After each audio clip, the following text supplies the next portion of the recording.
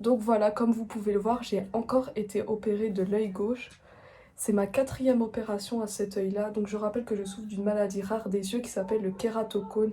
Ça va affecter la cornée. En fait, la cornée va faire un cône au lieu d'être bien ronde. Au début, ça commence comme de la myopie, mais ensuite, on se rend compte... En fait, j'ai été vite diagnostiquée de la maladie vers mes 14-15 ans. J'ai été orientée dans un hôpital ophtalmologique à Paris où je suis suivie par un docteur spécialisé en kératocone. Et les lunettes, ça ne suffisait plus. Ensuite, les lentilles, ça ne supportait pas pour mes yeux. J'ai eu des tas de sortes de lentilles hybrides, rigides et tout ça, ça ne suffisait pas. J'ai eu une opération à l'œil gauche, c'était le cross-linking. Je l'ai eu en 2016, c'était ma première opération à l'œil. Donc le cross-linking, c'est qu'il gratte la cornée, mais ce n'était absolument pas efficace et la maladie ne faisait qu'évoluer. Donc j'ai eu une 2e opération à l'œil, c'était en octobre 2018.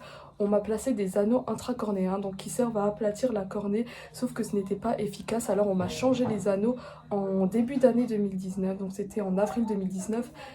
Mais cette fois, donc ça se passait bien, la maladie elle n'était pas en train d'évoluer. Sauf que j'ai eu un rendez-vous de contrôle le lundi 9 décembre 2019.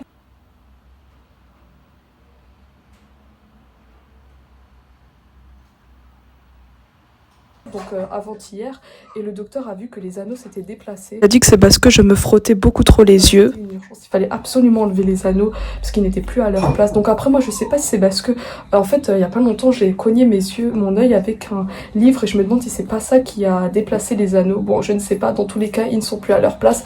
Alors ils m'ont donné vite une date pour une intervention et j'ai eu la date d'aujourd'hui, donc mercredi 11 décembre 2019. Donc 2 jours après, quoi, le 9 j'ai eu la rendez-vous et le 11 l'opération. Donc on m'a convoqué pour 14h15. Alors je suis arrivée dans le service de chirurgie ambulatoire.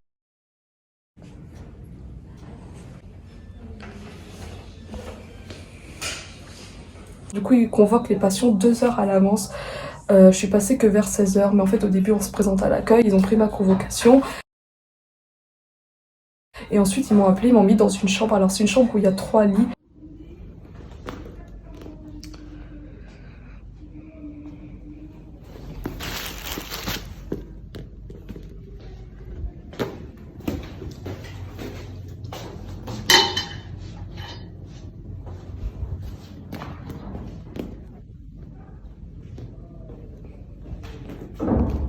Par contre, il y a quelque chose qui s'est très mal passé. Il y avait une infirmière qui était juste odieuse. Elle était horrible. Elle faisait que crier sur tout le monde. Elle a crié sur mes parents, elle criait sur moi.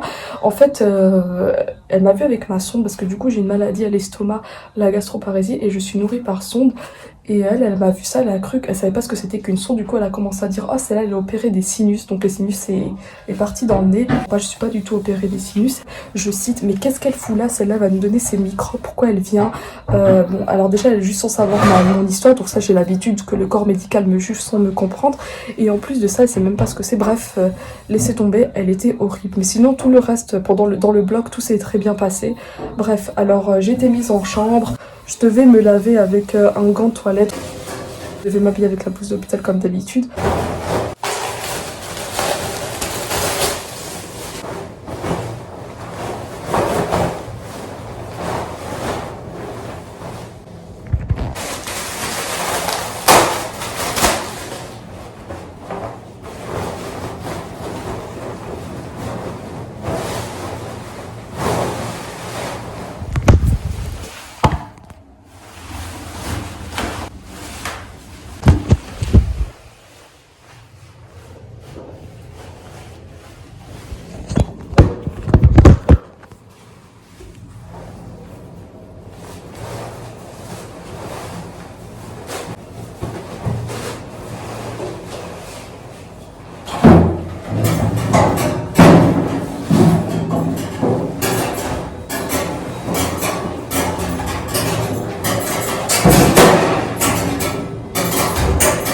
J'étais placée dans un lit avec une couverture sur moi pour éviter d'avoir froid.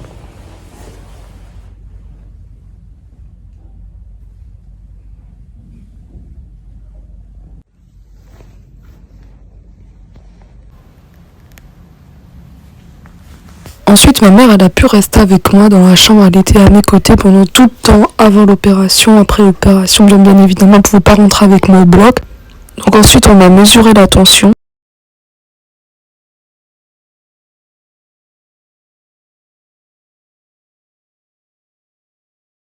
et j'ai par la suite été prise en fauteuil roulant parce que c'était mon tour d'aller au bloc. Alors on a descendu dans cet ascenseur, je devais mettre une charlotte sur la tête.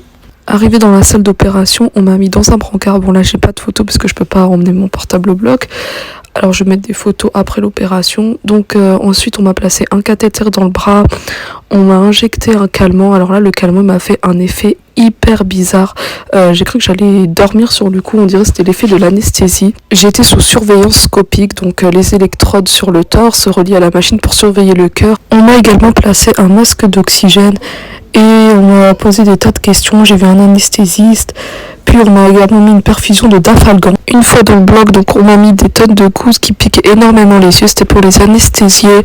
On m'a également mis une tonne de bétadine dans les yeux comme d'habitude. Mon œil était gardé ouvert avec une sorte de pince.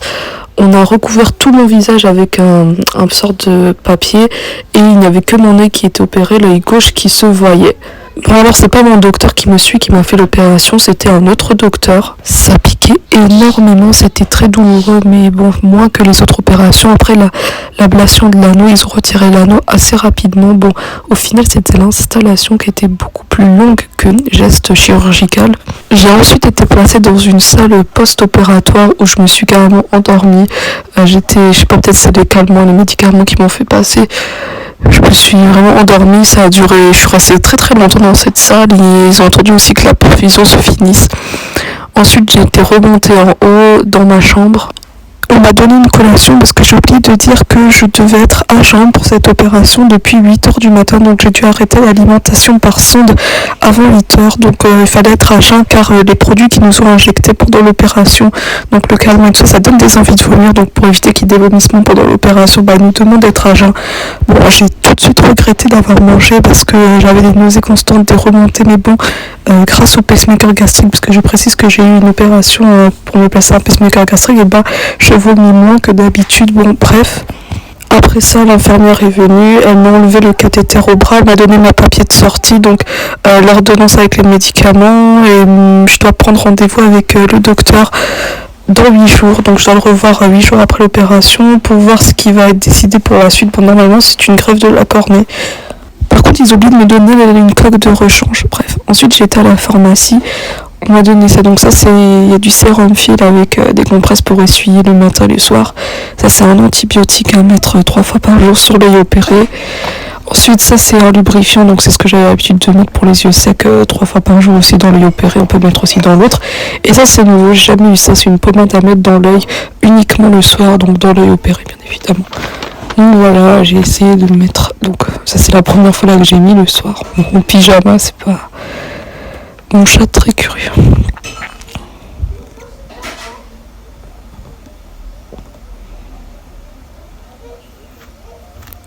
Donc déjà enlever la coque et là c'était hyper douloureux. Je vous montre un peu. J'avais l'œil hyper gonflé et du mal à le laisser ouvert, ça piquait.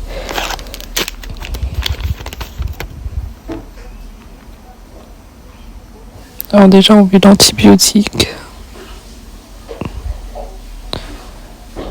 On dirait que j'appuie fort, mais en fait j'appuyais pas tellement fort que ça. Heureusement, parce qu'il faut pas appuyer, faut pas... Ensuite il fallait attendre 10 minutes entre chaque goutte. Bon, ça peut être 5 minutes aussi. Alors ça déjà c'est voilà les pommettes, à quoi ça ressemble dedans. Donc je m'attendais pas à ça en ouvrant le paquet. Bref, bon, maintenant 10 minutes après je mets le lubrifiant pour les yeux secs. Lubrifiant oculaire.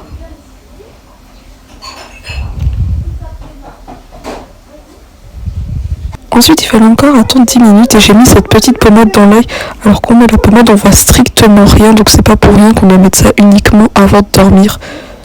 Alors ça, c'est une vidéo que j'ai trouvée sur YouTube, donc je pense que mon opération devait ressembler à ça.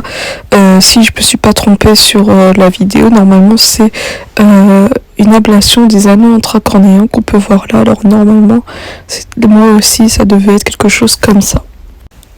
Ensuite, on m'a dit que je devais garder cette coque sur mon œil pendant 1 semaine.